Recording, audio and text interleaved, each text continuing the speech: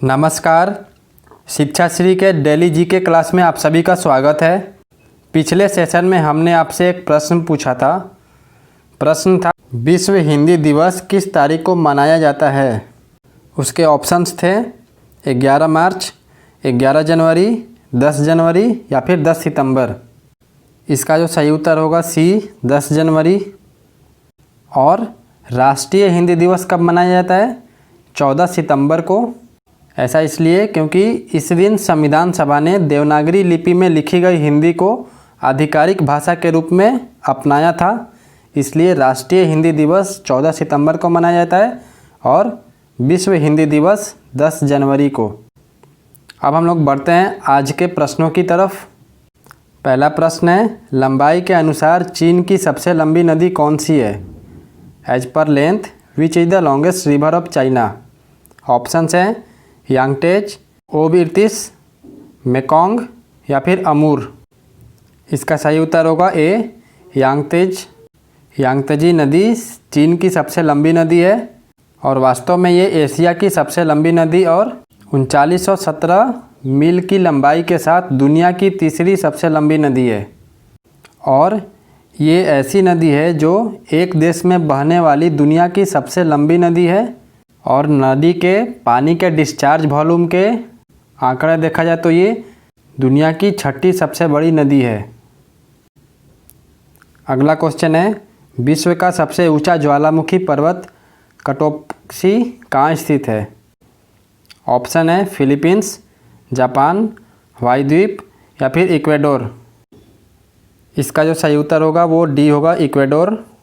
कटोप्सी दक्षिण अमेरिका में कटोप्सी प्रांत इक्वेडोर के लाटाकुंगा कैंटन में स्थित एंडीज पर्वत में एक सक्रिय स्ट्रेटोवोल्केनो है। अगला क्वेश्चन है, जनसंख्या के अनुसार पाकिस्तान विश्व में किस स्थान पर है? In terms of population Pakistan is eight which place in the world? Options हैं 8th, 9th, 10th या फिर 6th। इसका सही उत्तर होगा डी 6th। 6ठा सबसे ज़्यादा जनसंख्या वाला विश्व में ये देश है। अगला क्वेश्चन है, 73वें संवैधानिक संशोधन अधिनियम में डैश को जोड़कर पंचायतों को संवैधानिक मान्यता प्रदान की। 73rd constitutional amendment act gave constitutional recognition to panchayats by adding dash. Options हैं पार्ट 8, पार्ट 10, पार्ट 9 या फिर पार्ट 7। इसका सही उत्तर होगा सी पार्ट 9 भाग 9। 73वें संशोधन 1992 ने संविधान में एक नया भाग 9 जोड़ा जिसका शीर्षक पंचायत है, जिसमें अनुच्छेद 243 से 243 ओ तक के प्रावधान शामिल हैं।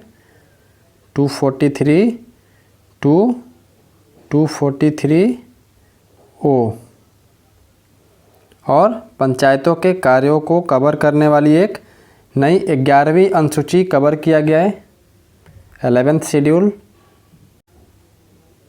अगला क्वेश्चन है, in Lok Sabha who can't vote in the first instance during voting?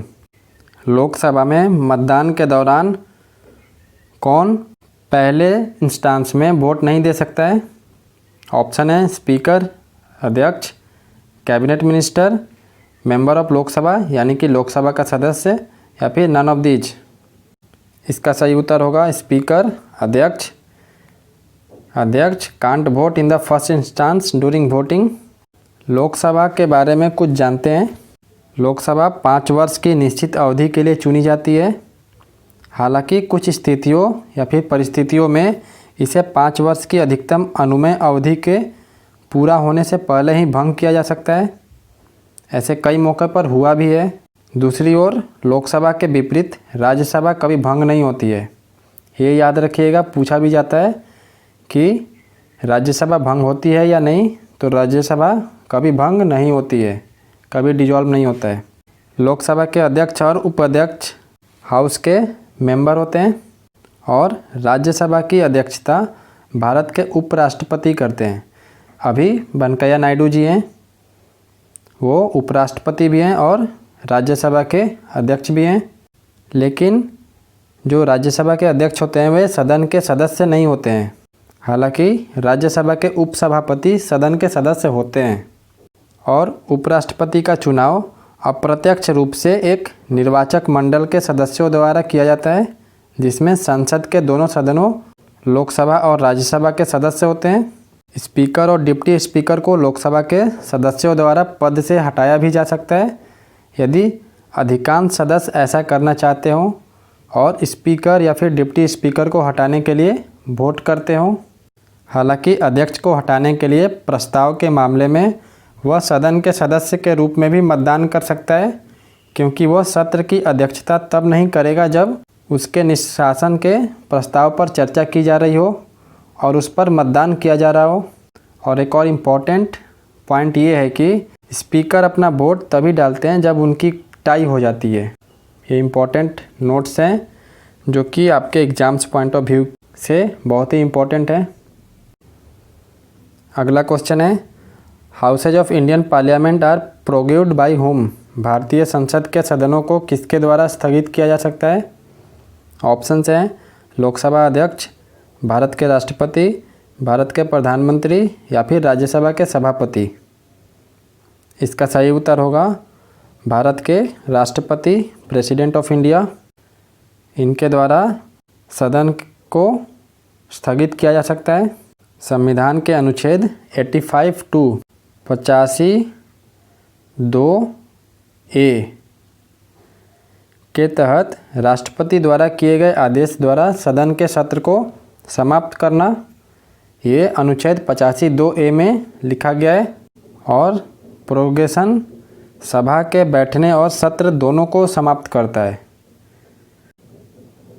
अगला क्वेश्चन है, यदि किसी नागरिक के किसी मौलिक अधिकार का उल्लंघन होता है तो भारतीय संविधान के अनुच्छेद 226 के तहत डैश के पास जा सकता है। If any fundamental rights of a citizen is breached then under article 226 of Indian constitution he can move to. Option है भारत के प्रधानमंत्री, भारत के राष्ट्रपति, उच्च न्यायालय या फिर भारत के मुख्य न्यायाधीश।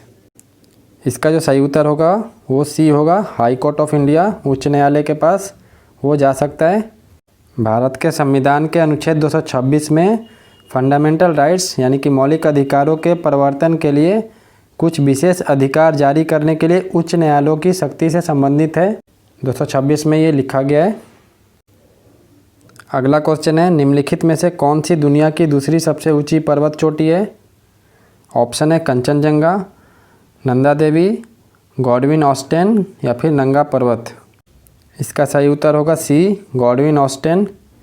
K2 जिसे माउंट गॉडविन ऑस्टेन के नाम से भी जाना जाता है, समुद्र तल से 8611 मीटर की ऊंचाई पर माउंट एवरेस्ट के बाद दुनिया का दूसरा सबसे ऊंचा पर्वत है। माउंट एवरेस्ट की ऊंचाई कितनी है? 8848 मीटर और गॉडविन ऑस्टेन 8611 मीटर। अगला क्वेश्चन है, भूटान एशिया के किस भाग में स्थित है? Bhutan is located in which part of Asia? Option है नॉर्दर्न एशिया, उत्तरी एशिया, साउदर्न एशिया, दक्षिणी एशिया, मिडिल ईस्ट एशिया, मध्य पूर्व एशिया या फिर ईस्टर्न एशिया, पूर्वी एशिया। इसका सही उत्तर होगा बी, साउदर्न एशिया। दक्षिणी एशिया में भूटान स्थित है। और आज का लास्ट क्वेश्चन, भारत के राज्य सचिव का कार्यालय किस अधिनियम द्वारा बनाया गया था? The office of the secretary of state for India was created by the act of. Option है 1858, 1862, 1853 या फिर 1891। इसका जो सही उत्तर होगा वो ए होगा, 1858, 1858। भारत सरकार अधिनियम 1858 ने प्रावधान किया कि भारत को सीधे और क्राउन के नाम पर गवर्न किया जाएगा, शासित किया जाएगा। क्राउन मतलब जो ब्रिटिश क्राउन थी उनके नाम पर अब भारत को शासित किया जाएगा। इस अधिनियम ने कंपनी के नियम को समाप्त कर दिया, निदेशकों के न्यायालय को समाप्त कर दिया और नियंत्रण बोर्ड को समाप्त कर दिया। और ये अधिनियम ये प्रदान करता था कि क्राउन सीधे भारत के लिए एक सचिव के माध्यम से भारत पर शासन करेगा, जो कि उन शक्तियों का प्रयोग करना था जो कोर्ट ऑफ डायरेक्टर्स और नियंत्रण बोर्ड द्वारा इंजॉय किया जाता था, मतलब उनको जो पावर था वही अब इनको पावर मिल गया। अब बढ़ते हैं आज के अभ्यास प्रश्न की तरफ, जो कि आपको कमेंट सेक्शन में बताना है। क्वेश्चन है, प्रसिद्ध कोणार्क सूर्य मंदिर किसके द्वारा बनाया गया था? The famous Konark sun temple was built by whom? Option है अंग भीमा देव 1, नरसिंह देव 1 या फिर नरसिंह वर्मन 2। आप इसका उत्तर हमें कमेंट सेक्शन में ज़रूर दीजिएगा। इसका उत्तर हम आपको अगले सेशन में बताएंगे। पीडीएफ के लिए टेलीग्राम चैनल से जुड़ जाएं। अंत में धन्यवाद। जय हिंद, जय भारत।